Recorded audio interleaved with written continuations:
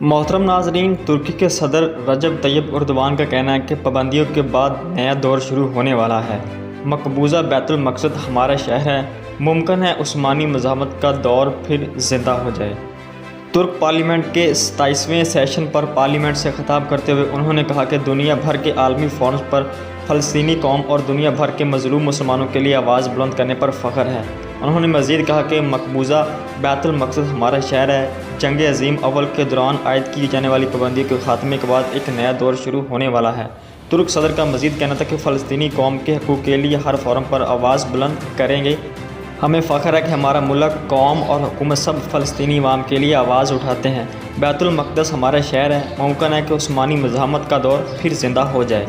انہوں نے مزید کہا کہ جنگ عظیم اول میں جس شہر کو ہم ابدیدہ نگاہوں سے چھوڑنے پر مجبور ہو گئے تھے، اس شہر یعنی بیت المقدس میں آج بھی سلطنت عثمانیہ کی مزاحمت کے آثار موجود ہے۔ یعنی بیت المقدس ہمارا شہر ہے، ہم میں سے ہے۔